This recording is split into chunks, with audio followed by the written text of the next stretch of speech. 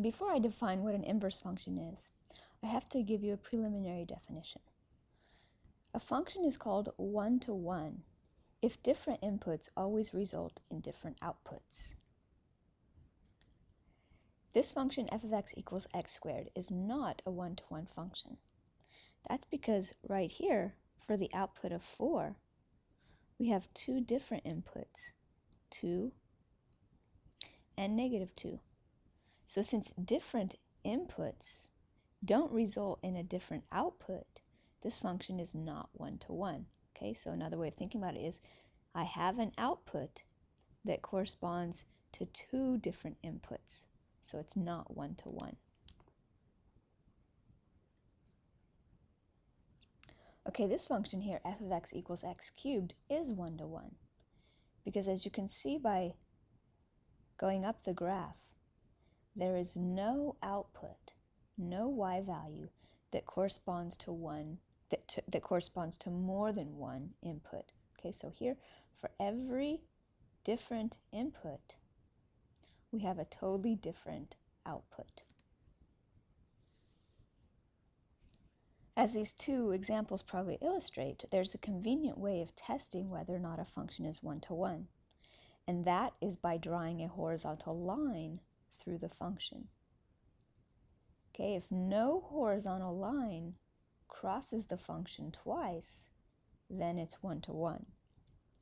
But if there is a horizontal line that crosses the function twice, the function is not one-to-one, because if it crosses it twice, it means there's two different inputs for that output.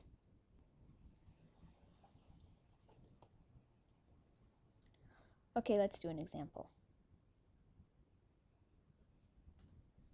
Okay, suppose we have the function f of x equals 2 times the quantity x plus 1 squared plus 1. The graph of that function is drawn here. We want to determine if this function is one-to-one. So to do that, we consider horizontal lines drawn through the function. Since there is a horizontal line that crosses this function more than once, it means this function is not one-to-one. All right, let me give you a couple to try.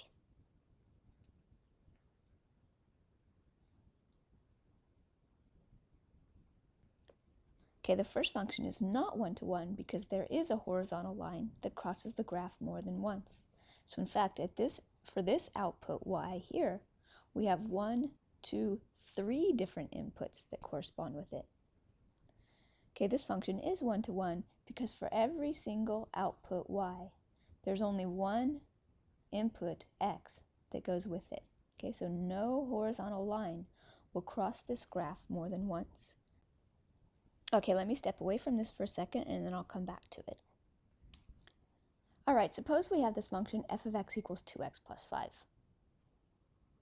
F of 2 we get by plugging 2 in for x and then computing the value. So f of 2 is equal to 2 times 2 plus 5, and that's equal to 9. Okay, so what the function f does is it tells you what the output is for any given input. Okay, so now suppose we know the output of the function, and our question is, what input yielded that output? That's where the inverse of the function comes in. Okay, so the inverse of f tells you which input gave you a specific output. Okay, so you know what the output is, and your question is, what input gave it? Okay, so the notation for the inverse of a function f is the f with the superscript of a -1. Okay, so it's not a power of -1. This is just the notation for the inverse of f. All right, let's do this example here. We want to find f inverse of 13. Okay, we're talking about the inverse. So that means that this guy here is an output of f. Okay, so f inverse of 13 tells you which input here gave you 13 as an output. So that means that to find f inverse of 13, we need to figure out 2 times what plus 5 equals 13. Okay, so again, 13 is the output. We want to find the input. Okay, if we solve this for x, we subtract 5 from both sides, and we find that 2x is 13 minus 5, which is 8, so x is 4. So that tells us that the input that gave the output of 13 is 4. Another way of writing that is that f inverse of 13 is 4. Okay, let's do another example. F of x is still 2x plus 5, and we want to find f inverse of 1. So that means we want to find out what we had to plug in for x to get 1 as the answer. So 2x plus 5 is 1.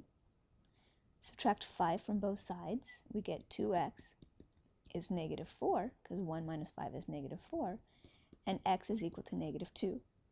So that means that if we plug 2 in for x here, our answer is 1, and so that means that f inverse of 1 is negative 2. Okay, find these two values. Press pause while you work on it. Okay, so you should have gotten negative 1 for f inverse of 3 and negative 5/2 for f inverse of 0. Okay, so again, all you do is you take this number here that's the input of f inverse, and it becomes the output of f. Okay, so what this illustrates for you also is that the role of x and y switch for f inverse.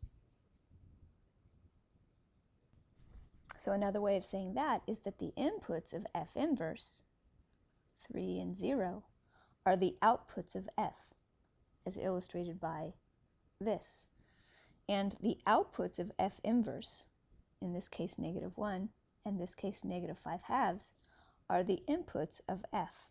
Okay, it's what we have to multiply by 2 in each of these cases to get that value.